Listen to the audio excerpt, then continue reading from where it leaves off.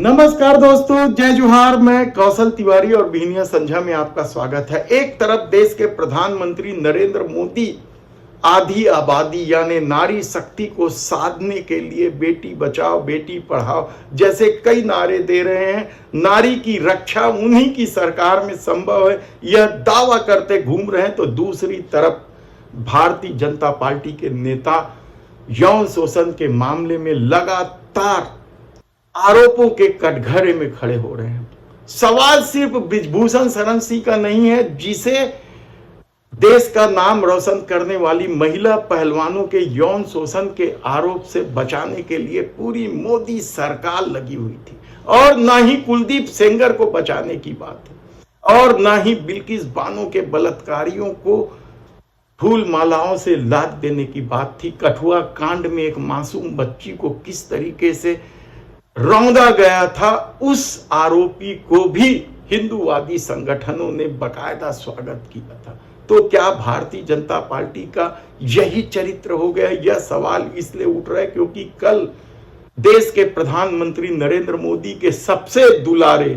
कर्नाटक के सांसद प्रज्वल रेवन्ना भी इस घेरे में आ गए। और आलम यह था कि उन पर काम वाली, पोछा वाली, झाड़ू वाली किसी को भी नहीं बख्शने का आरोप है। आप कल्पना कर सकते हैं कि पूर्व प्रधानमंत्री के पोते की यह करतूत हो सकती है कि वह झाड़ू वाला, पोछा वाला किसी को भी ना छोड़े।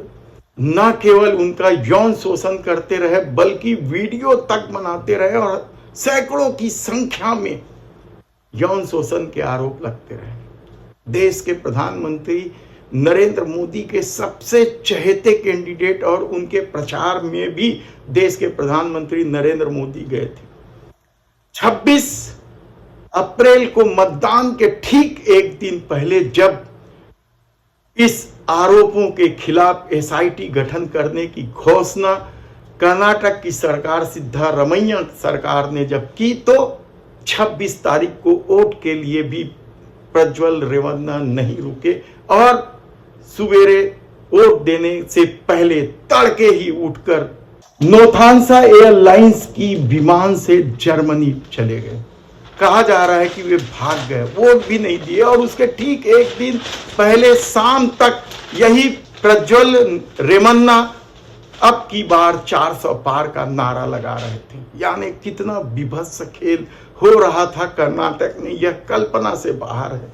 और यह सब प्रधानमंत्री के सबसे चहेते प्रत्याशी प्रज्वल कर रहे थे, वे सांसद रहे। और इस पूरे मामले को लेकर अब तक हाय तौबा मचाने वाली स्मृति ईरानी खामोश है। हाल की घटना को लेकर स्मृति ईरानी किस तरीके से आग बबूला हुई थी। उससे पहले दिल्ली के कुछ बलात्कार कांड को लेकर भी वे आग बबूला हुई थी, लेकिन मणिपुर की घटना में उनके मुंह में ताला लग गया था। ताला तो उनका महिला पहलवान के मामले में भी लग गया था। महिला बाल विकास मंत्री हैं मोदी सरकार की स्मृति ईरानी, लेकिन जब भी बड़ी कोई घटना होती है उसके मुंह में ताला लग जाता है, दही जम जाता है। और शायद यही वजह है कि इस मामले में भी अब तक उनका कोई बयान नहीं आया और न ही भारतीय जनता पार्टी के नेताओं का ही बयान आया है। किस किस तरीके से प्रज्वल रेवन्ना महिलाओं का यौन शोषण करते थे, और यौन शोषण ही नहीं करते थे बल्कि उनका वीडियो तक बनाते थे। और जब पहली वीडियो बाहर आई थी चुनाव के पहले, तो समूची भाजपा उसके पक्ष में खड़ी हो गई थी और एचडी देवगौड़ा की पार्टी जेडएस भी उसके पक्ष में खड़ी हो गई थी कि उन्हें बदनाम करने की कोशिश की जा रही है। लेकिन जब इस तरह के वीडियो की फेहरिस्त सामने आने लगी तो वोटिंग देने के पहले ही तड़के सुबह 4 बजे यूरोप की ओर प्रज्वल भाग गए। तब सवाल ये है कि क्या भारतीय जनता पार्टी इस आरोप से कर्नाटक को बचा पाएगी? ये सबसे बड़ा सवाल है, क्योंकि कर्नाटक में 25 सीट उनके पास रही है 2019 के चुनाव में, और जब यह मामला तूल पकड़ लिया है तो कहा जा रहा है कि भारतीय जनता पार्टी न केवल कर्नाटक बल्कि हिंदी पट्टी में भी उनकी बुरी गत होने वाली है, क्योंकि अब लोगों को ध्यान आ गया कि किस तरीके से बिल्किस बानो के बलात्कारियों का स्वागत करते घूम रहे थे लोग, किस तरीके से देश का नाम रोशन करने वाली महिला पहलवान हाथ जोड़ के गिड़गिड़ा रही थी, दिल्ली की पुलिस उन्हें सड़कों पे घसीट रही थी और अमित शाह की पुलिस यानी दिल्ली पुलिस ब्रिजभूषण शरण सिंह को तब तक कुछ नहीं की या अब भी गिरफ्तारी नहीं उनकी, जब तक उन पर पास्को एक्ट का मामला खत्म नहीं हो गया, गवाह टूट नहीं गए। तो क्या भारतीय जनता पार्टी अब इस नए आरोप से अपने को मुक्त कर पाएगी? क्या मोदी अब दावे से कह पाएंगे कि बेटी उनकी ही पार्टी के सरकार में बेटियां सुरक्षित है?